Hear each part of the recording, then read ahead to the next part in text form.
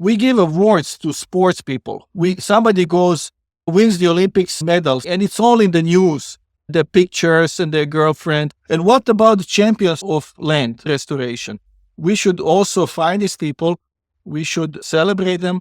We have a scientific proof that they're champions, not because there's some political party, but we say, no, we are independently looking, and this is the top list. This is the Investing in Regenerative Agriculture and Food podcast, where we learn more on how to put money to work to regenerate soil, people, local communities, and ecosystems, while making an appropriate and fair return. A long overdue check-in conversation with one of the leading scientists when it comes to Earth observation and remote sensing.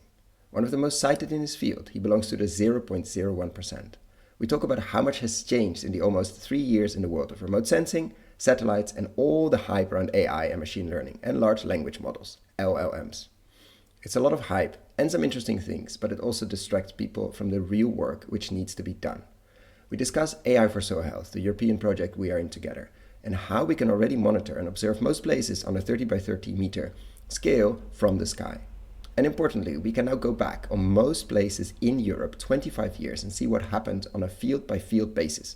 We might not know the farmer, but we know his or her fields. And we can train models to look forward and start give actual relevant advice.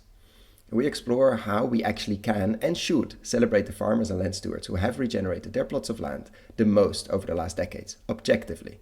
But how do we change a culture which celebrates sports people instead of regenerative farmers? And what's holding some of this work back? Reliable, cheap, in situ, in-field soil health analysis. This podcast is part of the AI4SoilHealth project, which aims to help farmers and policymakers by providing new tools powered by AI to monitor and predict soil health across Europe. For more information, visit AI4SoilHealth.eu or find the link below.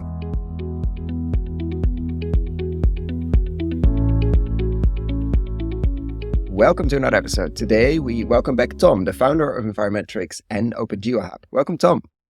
Hi. So we had you on together with Ish, obviously your partner in crime, in life and in business, I checked in March 2022. And of course, many things have changed in general in the world, but I think in the world of machine learning, AI, large language models, etc., we cannot point at a few years where less has changed, I think. Where more has changed. It felt like probably a century worth of development squeezed into 3 years. So I'm very much looking forward to check in with you. One of the top scientists in the space and focused on soil health and focused on regeneration. And we've been working together in a European funded project, AI4SoilHealth, and we're about halfway in. So I'm also looking forward to check in with you on that. But let's start first with where do we find ourselves now? We're at the beginning of 2025. 24 was a crazy year for anything to do with machine learning and AI. Where do you feel we are? We're now at the beginning of a new year. What excites you, let's say, about all this news over news and fundraising and all kinds of models that can do all kinds of stuff? But what do you see as somebody who's in the inside, who looks in the machine rooms of these things? What excites you at the moment on this Okay, side? well, just first to say, things always change with the people. From industrial revolution, everything is going exponentially, let's say. And so this thing that what happened with ChatGPT, which didn't exist more or less last time we spoke, and then it just took off and became one of the fastest, most dynamic development in the history of digital technology. But it's also hype. Let's put it also honestly, it's a hype. It's not that the computer started talking or thinking; they became sentient or something conscious. So it is larger hype. It is quite impressive that today you can have some big models big LLMs fitted with a lot of data.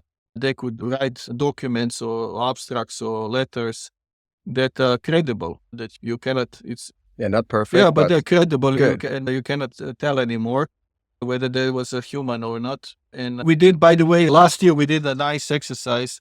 We call people and we will display a slide. It was about 80 people. And then people have to write whether it was an artwork and whether it's AI generated or generated by a person. And I think the accuracy was 45%. Yeah, people. It's better to flip a coin. It's a bit of a test. Like in your work, like in the remote sensing space, like making sense of imagery that comes from I'm just talking now about these LLMs, these large language models, and generative AI. So that's the AI you use to produce text, images, and things. And behind it, it's kind of machine learning neural network models. And so I'm just talking about that. So there's been a bit of a hype. I'm not too much impressed with it. I still don't use it for complex things, for solving problems, for checking some statistical modeling. For me, it's just like a very advanced search and aggregation tool at the moment. However, it's happening, and the next version will be better. And eventually, it might be able to also propose new solutions. And it might replace a lot of jobs. We're talking like maybe 60% of jobs in 10 years. So a lot of jobs, especially all the service jobs. They even mention, I think, doctors and lawyers. They might be also in this danger zone. Yeah. Yes.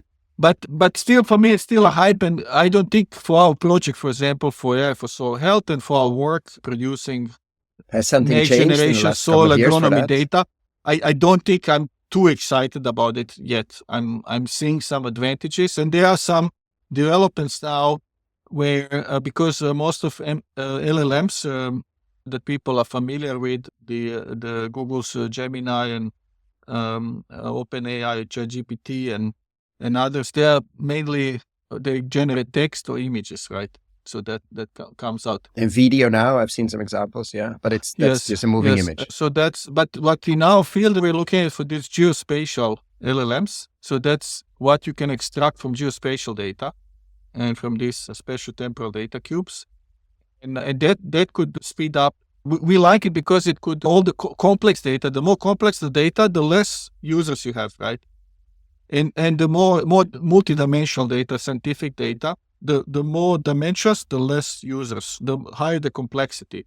And I think this geospatial technology could help reduce that complexity and make it a bit more accessible, a bit more easier for people to go into this like large data pools and get something. Okay, I understand. This is one example is meteorological climatic data.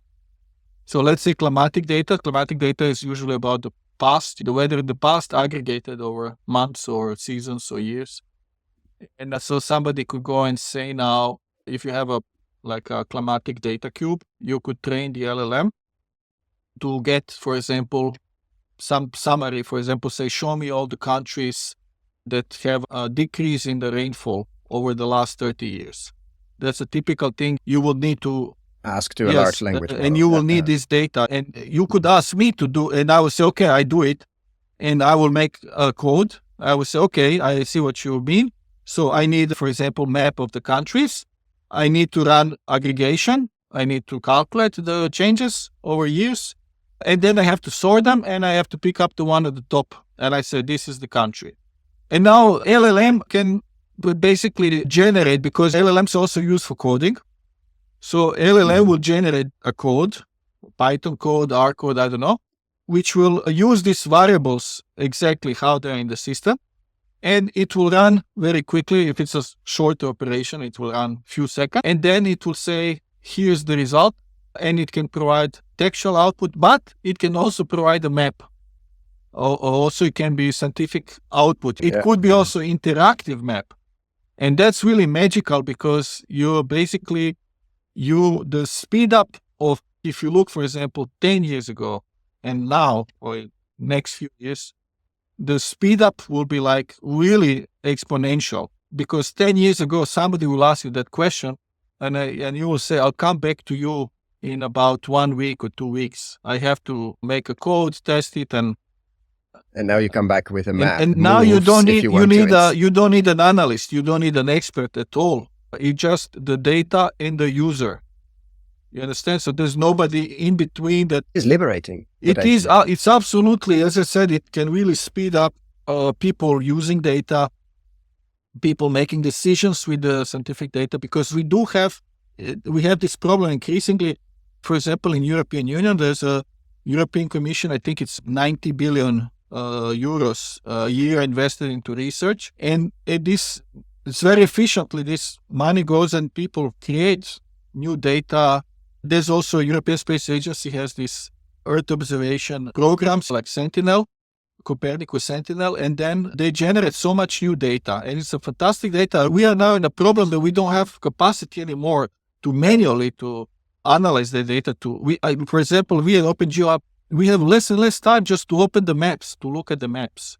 We have increasing problem. We have this like a 10,000 or 100,000 layers, and we cannot visualize it. We have a problem too, because we cannot just open every map and look. So we need some ways that we can even visualize and summarize that data before we can look at things. And so we have more and more of this gap. And what AI technology is going to help, still people will be able to much faster get summaries, trends in the data, get information that you can use for decisions, but without any analyst in between. So you could have potentially at the same time, 100,000 people accessing the same data and getting outputs. And that's very exciting. That's very exciting. And also the new Earth observation missions. I don't know if you know that, but many people are not aware of it. But there's so many things happening. This is way more now. I think it's way more dynamic because it's systematic. For example, both European Union and United States and Japan and many of these countries, they have very systematic plan to increase number of satellites, diversity of satellites, spatial resolution, revisit times. Now you have first hyperspectral satellite open data. What does that mean? Just hyperspectral. What is hyperspectral? So the Landsat is the original land monitoring program, started, 60s, 70s. And from the Landsat 5, 6, it became a bit more interesting because it was high resolution. And it had 7 or 8 bands.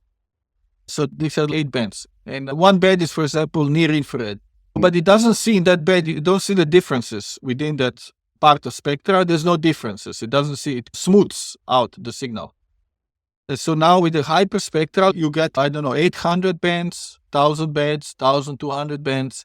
Wow. So let's say that the resolution, or you can see way more potentially, but it also creates way more data than 10 years ago, 15 You are like in a position to basically detect type of material, to detect, they're testing it now still, but you can detect vegetation, species, not just here's vegetation, but you can say this is this species, this is this species. And so that's really amazing, not to talk about geological material and soil and stuff. So you will be able to detect in much finer precision and much better accuracy, probably many things.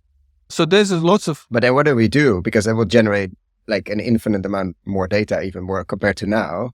Like yes. What the terabytes and terabytes are petabytes. We are already in petabytes scales, yeah. So what can you do? So then, the part of when European Union, European Space Agency, when they make some program, then they say, okay, we also have to dedicate some budget to develop applications and to test also accuracy and things. And then slowly then they test that. It always goes with iterations. It goes a couple of years they test and they say, okay, this doesn't work. Maybe we need another satellite and they can change. But it's a huge interest is in, for example, the emissions. I think Sentinel-3, it's so emissions of gases, greenhouse gases, and also pollution. That's a huge interest in that. And you would like to know every day, basically, what happens. Then Sentinel-2 is a huge interest in high resolution 10 meter to follow biophysical indices globally. And I think you get images, every second week or something. So that's also really powerful. Then you have also a corporation company, which is with us in the AI4SoilHealth. We're very happy. Planet.co. And they used to be called Planet Labs, I think. And we're very excited they're there with us. And they have also a suite of new things, services, data. They're very ambitious, of course, and I think they have the smaller satellites, this CubeSat satellites, so they have a higher quantity, and higher quantity allows them to do much faster revisit times. So now they are aiming at daily revisit time, and they're aiming at 1 meter resolution. And they already made some global products at 1 meter. There is a canopy height product of the world at 1 meter. It's mind-blowing. And canopy height means you can see how high the Exactly, trees you are, can see right? the height of the trees. You can see also height of buildings and all the construction sites and things. At 1 meter, you can see individual trees. You can basically. see individual trees. Also, you have multiple pixels for one tree, so you could also quantify that tree.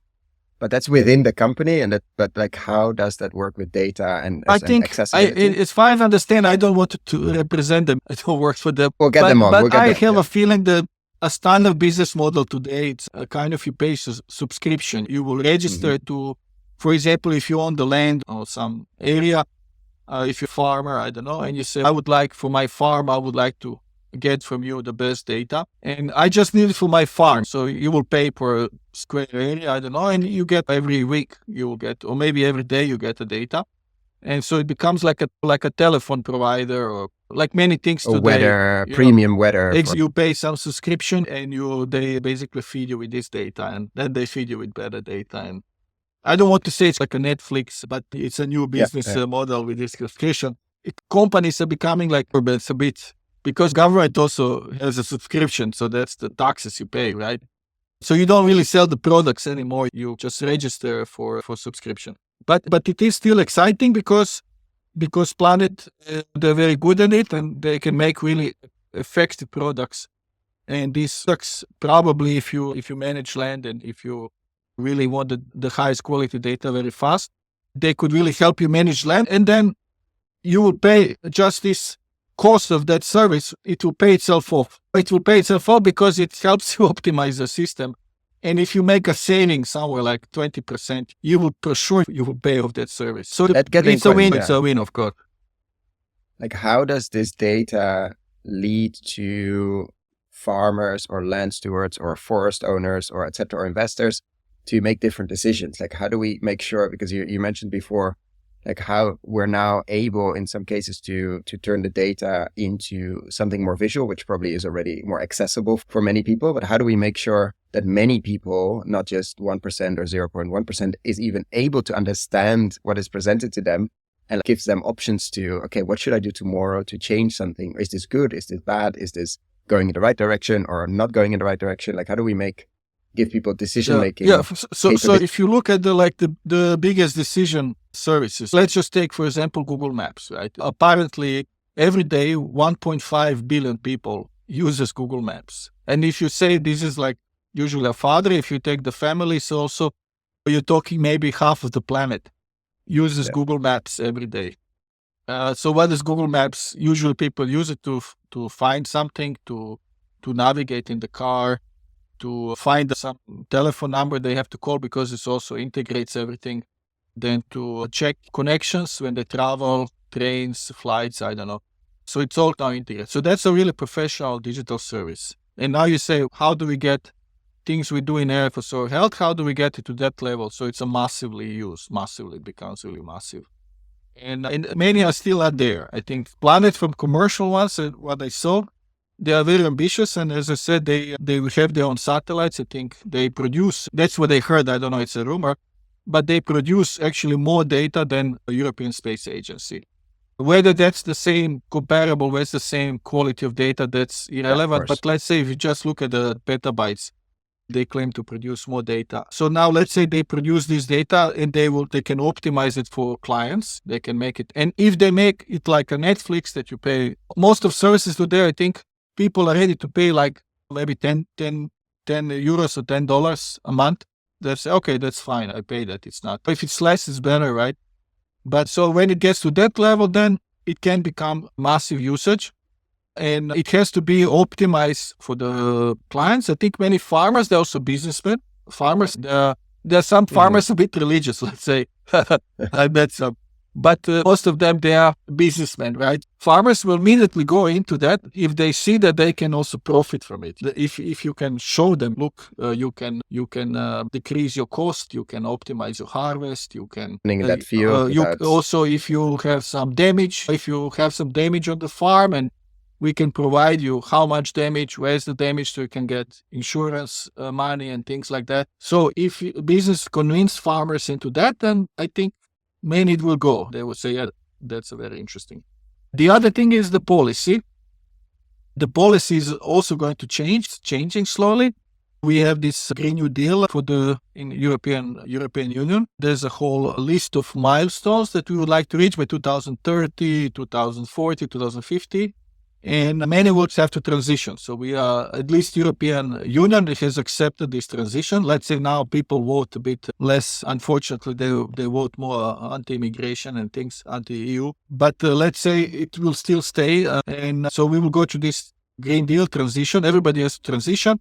Transition means, most importantly, reduce to zero, if possible, greenhouse gases emissions, switch to the alternative sources of energy, heat pumps, solar energy, nuclear energy, I don't know. And also then we have to recycle. We have to recycle much better materials. We have to produce more food at a smaller area. We have to minimize the losses. We have to also adjust to the climate change. Some places you'll have to change because there will be more droughts. Some places will get hotter, I don't know. So all these things, there's a lot of work to be done. And this is where these technologies, they can play a very important role. Because anything with the land, you start with the planning. And for planning, you need the maps, you need the geographical geospatial data. And then also the culture is now changing. For example, if you look at some agriculture, let's say 50 years ago, even 20 years ago, if you go to a farm and if you ask, what did you do? What was in this farm last 50 years? What has been done? What have you put inside? What have you changed? Did you take out? Yeah, Did you farm? What was your soil carbon 20 years ago? Many people don't know. Many farmers, they go from year to year. They seed and harvest and then they live from the output. But many people don't know what is really happening. And it's really too scientific. Many things are like still quite scientific today, like soil biology, this plastic, this microplastic and other pollutants. People have no idea. They don't even know, oh, wow, you can measure that. And now this thing is, I think it's going to change. And I think we could, within, let's say 10 years, we could go to a total monitoring system, total monitoring and environmental monitoring. Now we do have a monitoring like we have in the cities and urban areas. They are heavily monitored. You have the cameras for security. You have the sensor for the speed. So we have already the urban cities, urban areas monitored in Europe, let's say. But now we have also the environment. You will have this monitoring, but it will be mainly based by satellite based system, so it will be non-destructive, but we will have that monitoring, and we'll have a full monitoring. We'll be able to really see. Literally, I think now I saw some. I don't want to mention any names, but I saw some people told me now even with the public data, open data, not Planet, open data, you can potentially track and detect even when the people cut one tree everywhere in the world. If the people cut one tree, you could potentially, with scientific, you could detect it. Yes, which triggers a lot of questions on privacy. And what do you make of that when not everything, but let's say, the eyes in the sky are monitoring? That's a bit of philosophical, ethical, let's say, discussion. For example, when you say today, I personally, I really see it's very corrupt. In general, human culture, we have this idea that we own the land and that we own the animals and we are like the gods, right? And we can, for example, imagine maybe 100 years ago, I don't know, somebody has the land and one day says, okay, cut all the trees. And if you own the land, if you're some duke or something, who can stop you? There's not. Even now in the world, people can just go and cut forest and they can say, okay, just strip all the land, I don't know. Or they can say, okay, I want to build here, I don't know, some big pool. I want to put or I want to do some heavy industry. And that was possible. But today in Europe, you own the land. It's like you can check the regulations, you can check the law. In Netherlands, if you own some, I don't know, 2 hectares of land and you have trees and you think you can just go and cut every tree, but you cannot.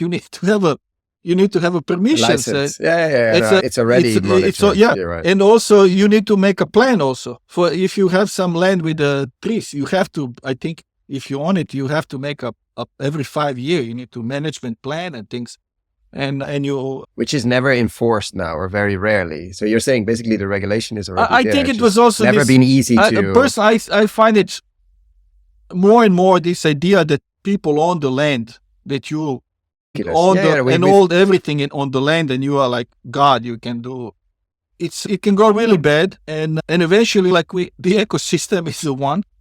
So everything you do on your land, it has an effect on other people. So we are really into this together, and eventually, I think in the future, it will be less and less. It will less and less about even discussion that somebody individually can decide about plants, animals, water, soil, whatever. So it's a Needs to be part of a watershed. yes, it's common. So it's however, of course, if you own the land, you have the commercial rights to that land, and but doesn't need to be the same. Like ownership could be. Yes, you can detach it. So it is possible to combine that. But anyway, that's that. I think there's going to be a total monitoring within 10 years. It will be for sure possible with technology. And I was actually even thinking these financial benefits and the subsidies, agricultural subsidies. Before, agricultural subsidies used to be like a bit bureaucratic, and you have to apply, you wait. And I think it can all be speed up. And so, for example, whoever does in the future, because if we talk about this European Green Deal, if you talk about energy and food production transition, then anybody who does it good, anybody who's champions, they should be really rewarded. And they should be rewarded without bureaucracy. They should be very quickly. Which is not the case now. Absolutely not the case. If you look at the CAP subsidies, which is the biggest subsidy scheme on culture. Even you have this paradox that you want these people that they should apply and they should convince you that they're champions. But we can see, we have this Earth observation data, all these images, so we can see. You have, for example, you have also 30 centimeter and 10 centimeter images. So it exists from satellite. Wow. So you can see cars and even leaves almost you could see. So you can see the plowing. I think Maxar and this company, they specialize in the very high resolution, VHR. So this is at the moment, I think it's 30 centimeters standard, but I heard that there's also 10 centimeter coming. And so what happens is that you can see all this stuff, and government should really locate these people that are champions. So anybody who does, for example, effective regenerative agriculture, regreening, building terraces, dams, land regeneration, restoration. Anybody who does that, government should come to them. We know what you're doing. We have a tax benefits for you. We would like to put you on our website. I don't know. And all these things, they could really change the atmosphere. The people that are champions of land restoration, what's the most important when you think in the future? Let's say most important is we don't have to Third World War and things like that. And we managed to get out of this Cold War between these big nations. But let's say beyond that, what's very important is ecosystem, climate, our soils. Soils are foundation of civilization. If you cut a forest, I don't know if I said that already, but if you cut a forest, if you do a clear cut, you go somewhere in Brazil, you do clear cut. These trees, they need time to grow back. You could cut the forest, immediately plant new forest, then 60 years, you get 60, 80 years, you get the forest back. But the soil, it takes 160 years for 1 centimeter. So if you cut the forest and it's on a place where soil can erode, if you lose the soil, and if I tell you, okay, now you take 10,000 years to get the soil back, you can forget it. It's game over. Who has 10,000 years to wait? You cannot go and, okay, I'll just go buy soil. I lost soil, I'll go buy it. How much soil? How much soil did you lose? I lost about 150 million tons of soil. You bankrupt. You're bankrupt basically if you. I think that notion still is very, little understood. And to go back to AI4SoilHealth, like we're halfway in and through. Like where are we with the data cube? We're currently at the beginning of 2025. What is, let's say, a lay of the land or a photograph if you had to take it now? Like where's the work currently and what is going on at the moment? Yes, .eu domain you can check. I'll put the link below. We just passed 18 months. We had a review. 18 months review, and we're doing some really good progress. Some of the things we managed to produce data-wise, we made a bi-monthly time series of biophysical indices for Europe for the last... Okay, you have to explain what that means. For example, we use the Lancet because we are interested in the last 25 years, so up to 30 years we're interested. So this is, if you take the Lancet images, you can derive some kind of a proxy.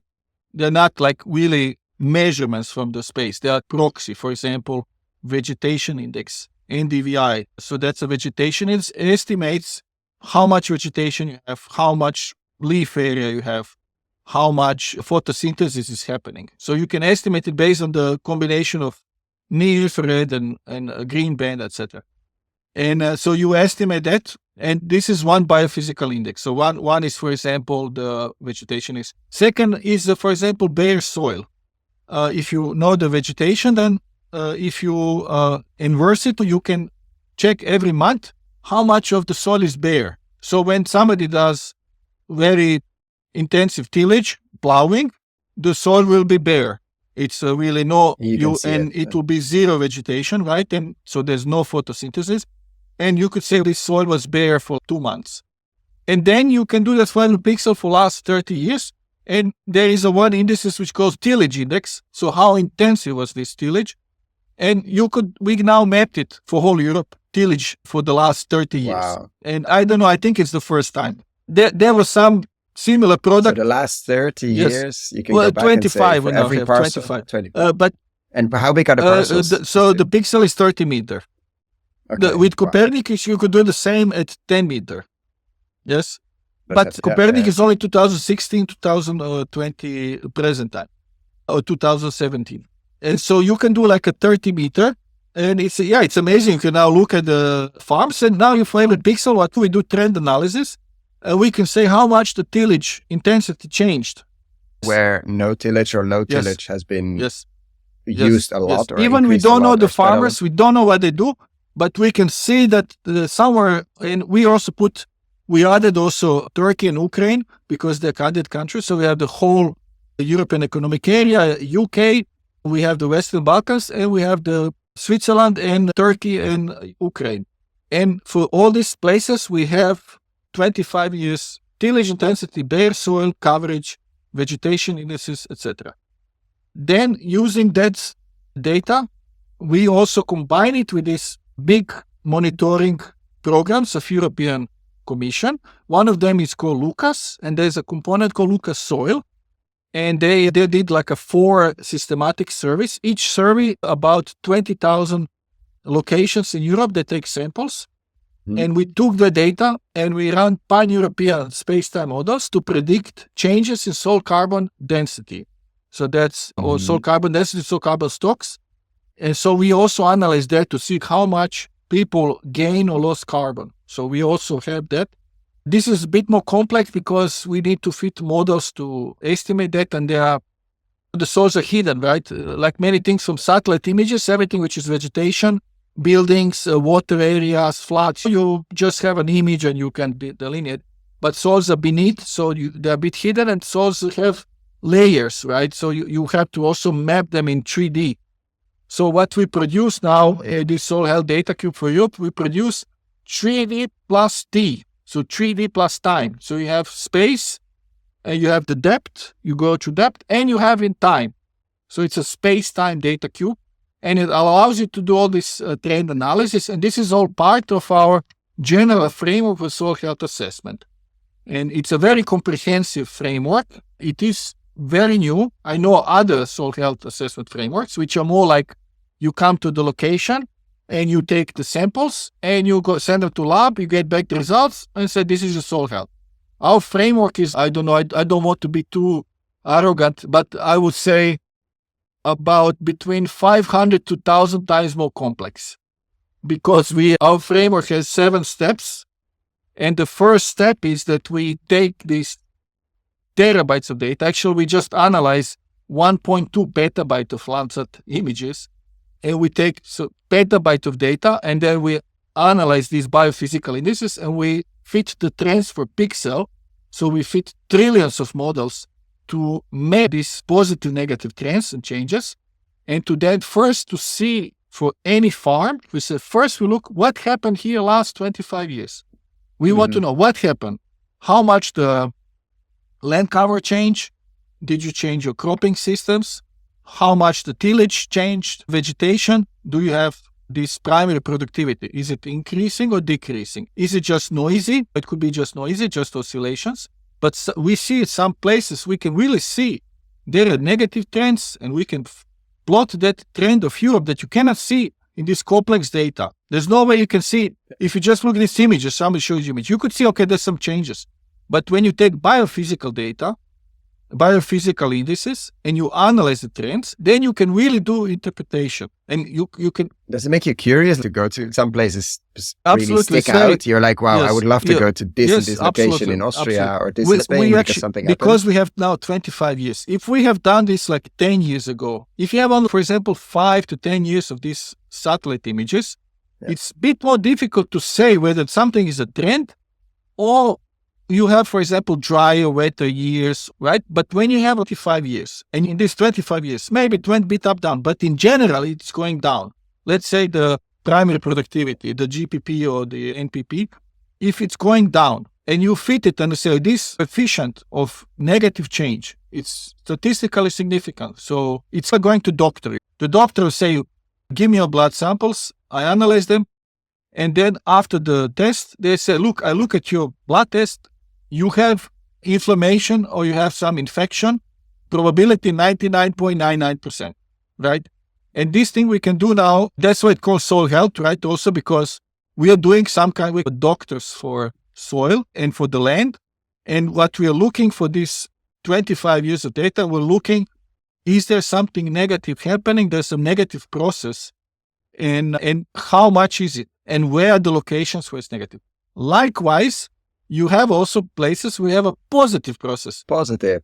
Some people... Even more interesting if they're similar regions. They can be neighbors. They are next to each other. We had some places in Netherlands we looked and we saw really they are neighbors and one has a negative and one has a positive. So one is a champion and the other is not really planning for the future.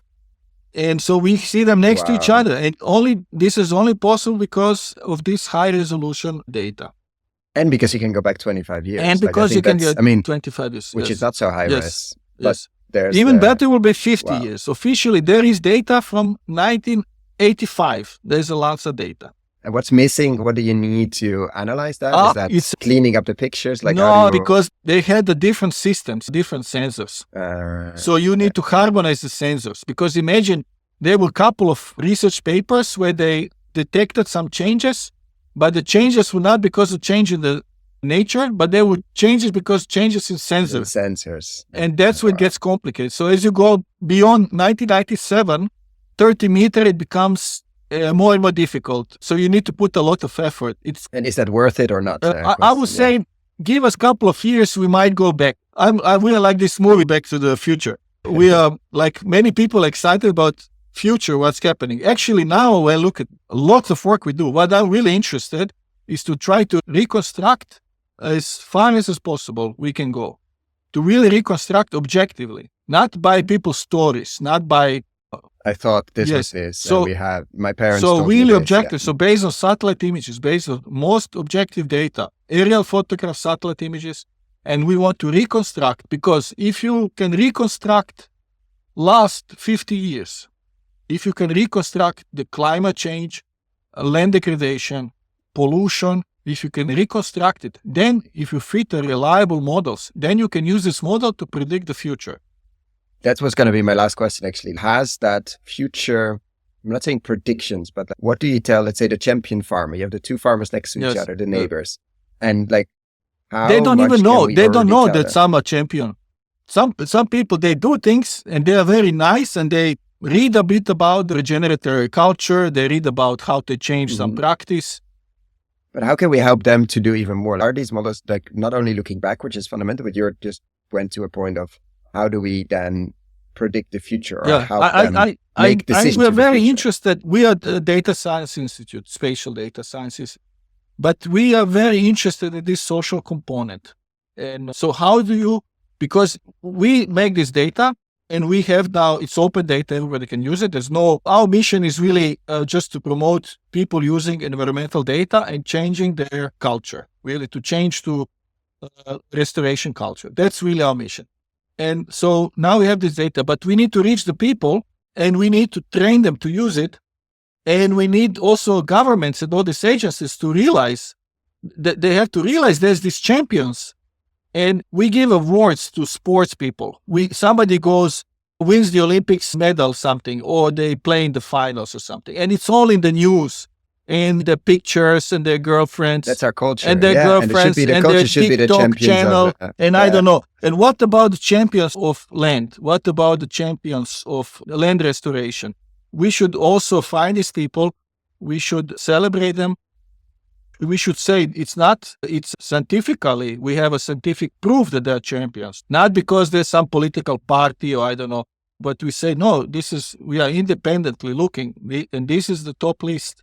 And today you have in Europe, for example, Netherlands, all the boundaries of all the farms, you can download them. It's public data. It's very nice in Netherlands. So it's called digital cadastre, right? So you can download, I have it on my computer. It's like a 2 gigabyte file with the polygons, and I can download it. Okay, I don't see the people that are owners. I don't know who the owners, but let's say if I could somehow locate these people, I could send them all this data. You can select the champions. I could send them the data and say, look, you have really positive score. How do you do it? Tell us a story. And then you connect people to start interacting, to start exchanging. And then that we change this culture, that we celebrate these people, right? That we celebrate the people who are most efficient in the green transition. That we really, both as a government should celebrate them somewhere officially, but also unofficially through social media. As long as people know, they will celebrate. It is a bit like sports, and I am very jealous about sports because people are so much. Especially, I come originally from Croatia, and the sports is super important. And I was always jealous. How are these sports people? Everybody knows about them. They know about their girlfriends, about habits, and they follow their social channels. But why not land stewards? Yeah, but what about some good biologists or some ecologists that did something on the ground? And then our colleagues on the project from ETH, they made this restored.eco. Restored.eco is a crowdsourcing system for people to register and say, I'm going to do land restoration on my land. And then they provide help, they provide some tutorials, I don't know, and yes, and then also they want to, similar like what we do, they want to track and see whether they really do that land restoration. Yeah. And they are apparently, I think they have now about 200,000. I don't take me officially, I'm just... but it's really growing. And they were very excited. We were in Vienna now. We just had this global workshop on OpenNet Monitor project. And they were there, they were presenting, and they said, people are interested. They would like to sign up. And it could be like a Facebook for land book or something, I don't know. And but it's an interesting culture shift. Like, how do we celebrate the people that are, like, we have the top 50 farmers now, like, how do we make sure, like, we celebrate chefs almost more than farmers, and how do we, and of course the sporting side, etc., and people like you as well, you're in the top 0.01% of scientists, and it's just not recognized. I'm recognized in our 0.1% most cited. I'm just the most cited. Doesn't mean that I'm a high quality. Just people cite me a lot. There is a connection there. Let's leave it to other people. But let's say you're well established in your space, and you know. But I'm not talking about. So this is just the land. But listen, in the green transition, but also people that, like, for example, move away from gas heating, solar energy, solar panels. You can see that on houses, exactly, recycling of materials. All of this stuff. We should have some way to track that and to celebrate these people, especially that are very good at it. It's interesting you make the point of celebrate, not punish the ones that don't. Exactly. I think it's a very nice, it's a very good cultural difference. You can also, I think when I told you this full monitoring system, let's say within 10 years we have a full monitoring. It might happen. I just spoke with somebody from European Commission, and I said, what about somebody makes a spill or something, some garbage spill, or somebody does something which is not in the plan, and you can see it on satellite images. Like when you drive a car, at least in Netherlands, in Germany, it'd be different. But in Netherlands, they just send you a letter pay, right? You've been driving... With a speed. Yeah, I drive limit. sometimes. They are very precise in Netherlands. I drive kilometers above. I drove 107 and they allowed 100, right?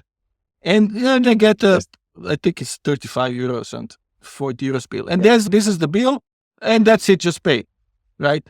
And so it could happen also with environment. With environment, you could, so you're not driving the car, you have a land and you did driving the tractor. You promise you're going to do, let's say, no tillage or something, but now suddenly we see you doing tillage and you get the fine.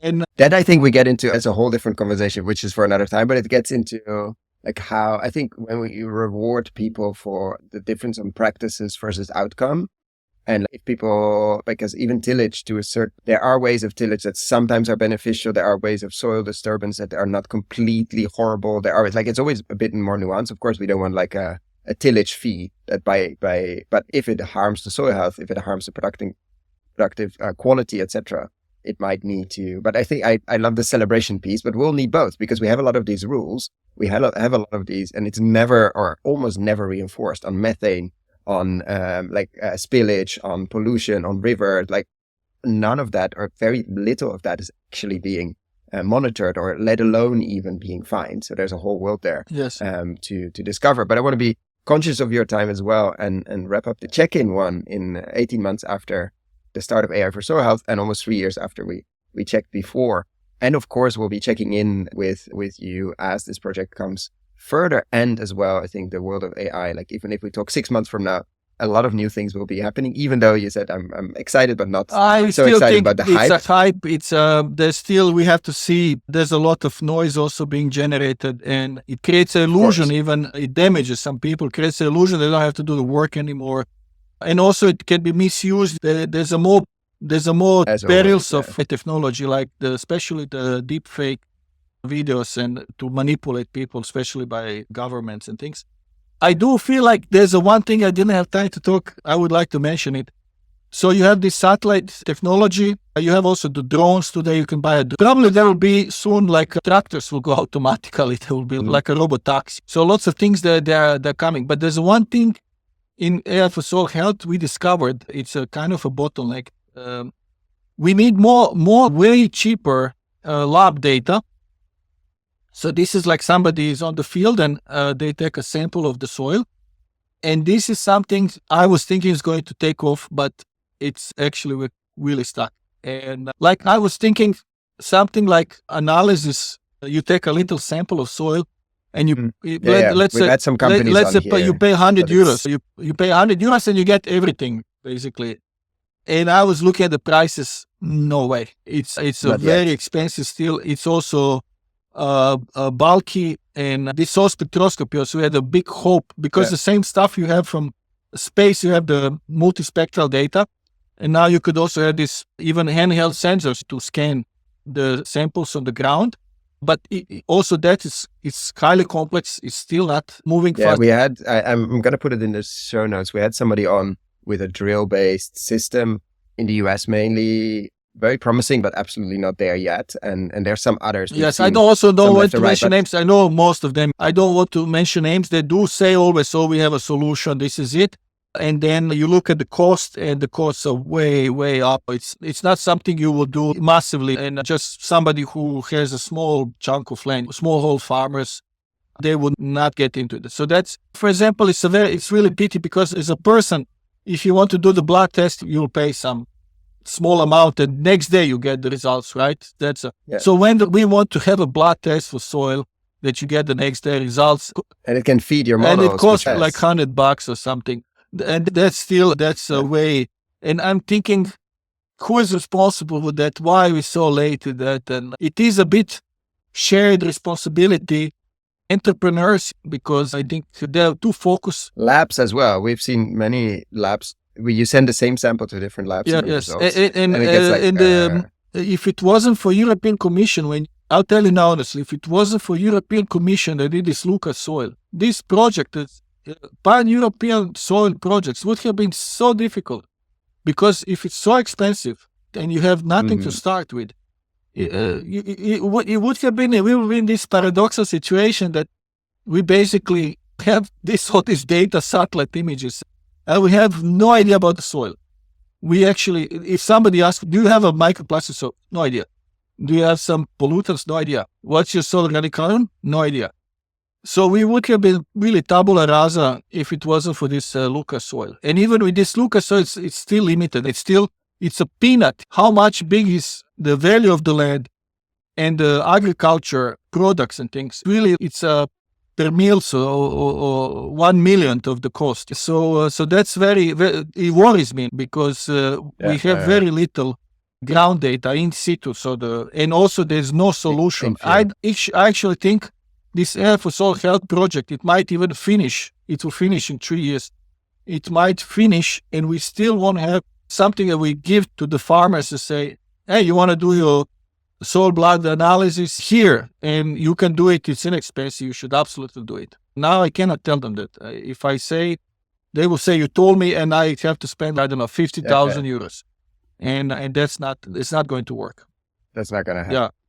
Let's check in and see where we get. I think there's work being done there, but it's very tricky to do that in situ, in field. There is technology, but somebody has to put that technology to make it operational and to make it easy. Make it cost effective. Massive usage. And this thing I don't see. It's not happening.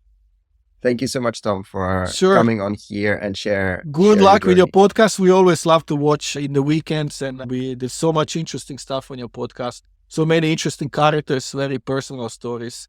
We also share it with our friends, by the way, who are not specialists. But well done. So also kudos to you, Kun. Thank you so much.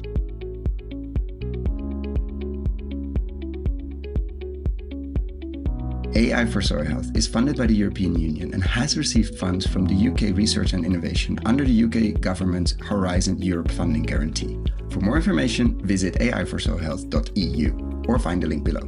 Thank you for listening all the way to the end. For show notes and links we discussed in this episode, check out our website, investinginregenerativeagriculture.com/posts.